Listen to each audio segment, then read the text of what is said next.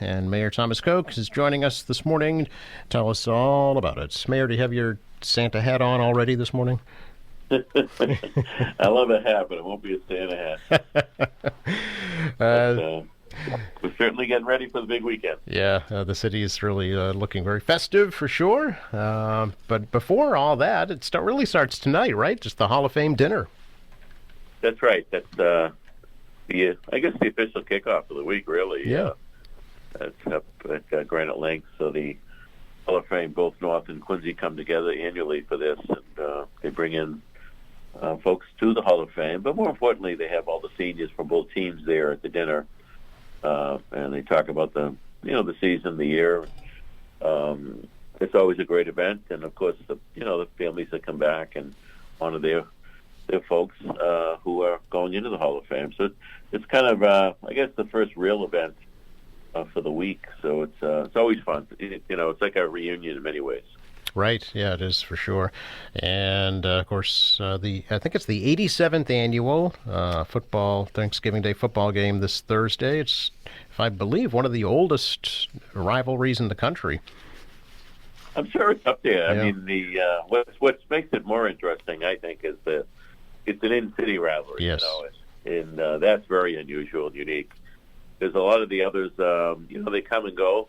They don't play the same opponent every year.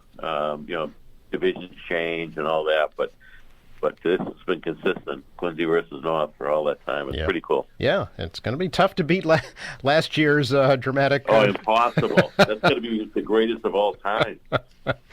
Unbelievable overtime win for North last year, so they'll be trying to hold on, I'm sure. Oh, absolutely. It's a shame to see either team lose that one last year. They both should have won some up. They really should have. It was such a great game. And we'll have it live here on QATV once again, one of our longtime traditions, too. So happy to bring that to folks. Both. Yeah, you guys do a great job. I mean, the ability for the kids to see the game afterwards, the replays, and of course the beautiful big screen we have at the game, too, also helps, particularly those people that are there. Yes. Yeah. Good stuff. So, and I think the fact that the Free Jacks now call that stadium home has brought a lot more attention to the stadium itself. I would agree. Yeah. I mean, it's a beautiful stadium. I think it's a better stadium than a lot of Division III colleges have. Mm-hmm. It's a special place. It truly is. And, the Free Jacks love it because it's a number of the professional rugby teams play in big stadiums that they just lost in it because they're so large. You know, if you had 4,000 people, it looks like 400 in some of these big places. But at Veterans Memorial, 4,000 or 5,000, the place is packed, and it's intimate. You're right on top of the game on the field. No, I know they love it, and certainly they've had great success. Yeah, they're two-time national champions in a row, and they've got quite a following themselves, for sure. So they do. All good stuff, yeah. And then, of course, we begin the holiday season, right, on a Friday with the Hancock Adams Common tree lighting ceremony, which has ballooned over the years. It certainly has, and gives me a chance to say thank you to so many people that make that happen. We started a number of years ago, particularly once the Hancock Adams Common Promenade was built. It gave us a great opportunity. It just lends itself to beautiful lighting and then, of course, the ceremony itself. So, Natural Resources Department, our Public Buildings Department, our Traffic Parking and Lighting Department. We have help from Northeast Illuminators, DPW. Everybody's involved, and I know the families just absolutely love it.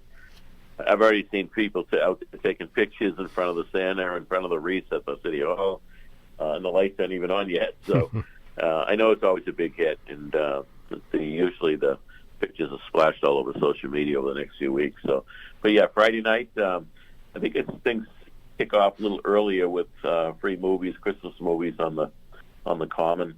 Yep, 3 p.m. 3 actually. o'clock, yeah, 3 o'clock. And then, as you get closer, my guess is they're probably 6:15, 6:30, the formal program in front of City Hall with the turning on the lights, a few songs, and then, of course, the arrival of our friend in the red suit. Mm-hmm. And it's always a great night. And I also know it's a great night for the downtown. The restaurants do very well that night. So it works very, very well. But it kicks off the weekend, and then supposed to culminate with the Parade Sunday. And Santa dropping in at Marymount Park by helicopter, which is a lot safer than what it used to be, especially for him. So it's all good. It really is. I know the Christmas Festival Committee, and again, it's the Park and Rec divisions of the Department of Natural Resources, and Barry Welch over the years has stayed involved in the parades. He loves it.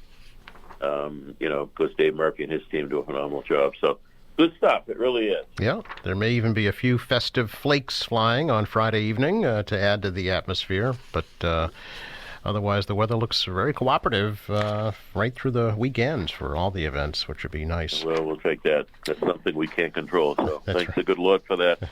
That's right.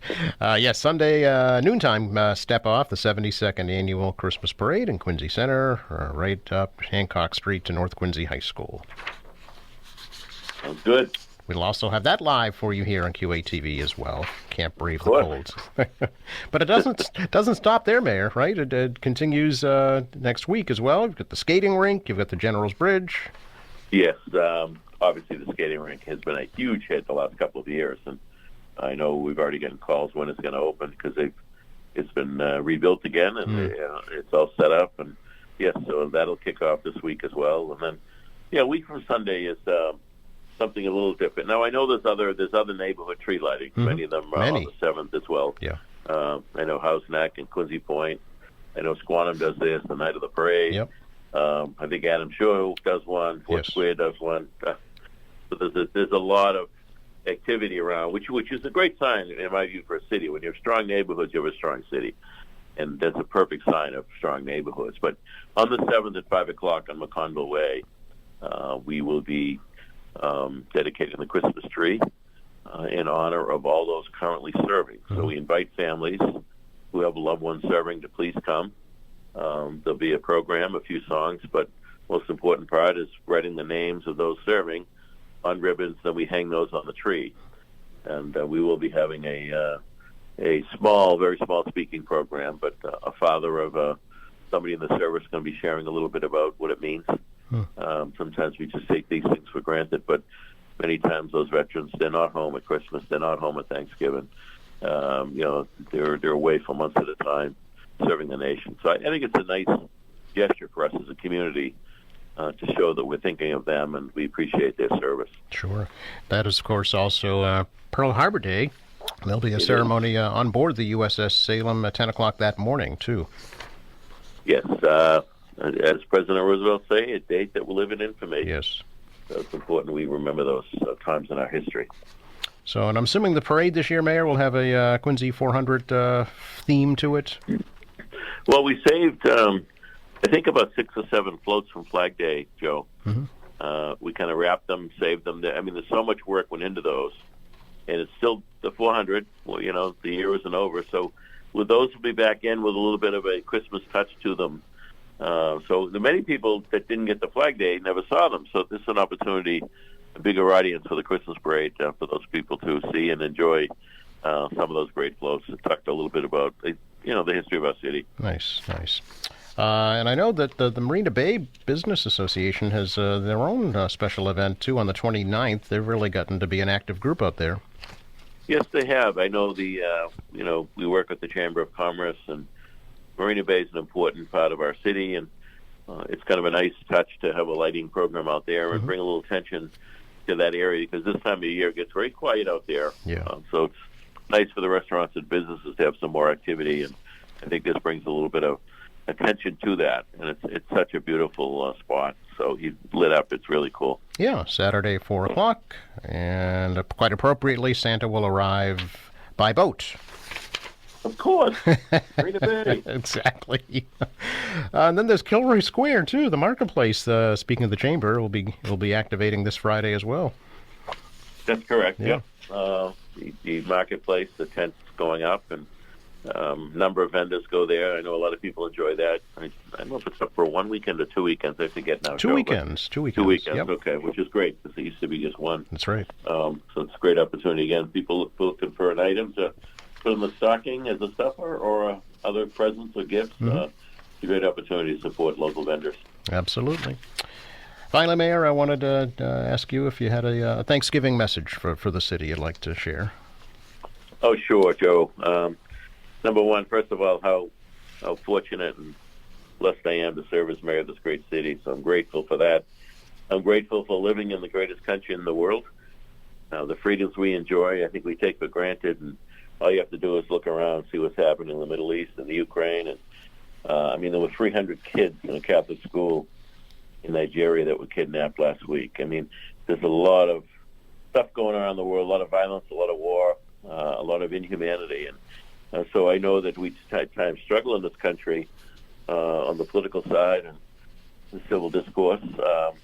But we have so much to be grateful for. And one of those is that we're able to do that. So let us remember that, there's far more that unites us in this country. And this holiday, of all of them, I think, brings us together in that light. It's a holiday that started here, going back to the Pilgrims.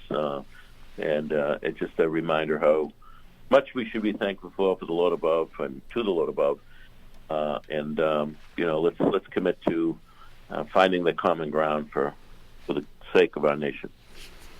And I wanted to extend to you, your family, and your staff a very happy, healthy Thanksgiving holiday, Mayor. Thank you. Thank you, Joe, to you, and certainly the staff at QATV, who has a busy weekend coming up, but also to the listeners out there.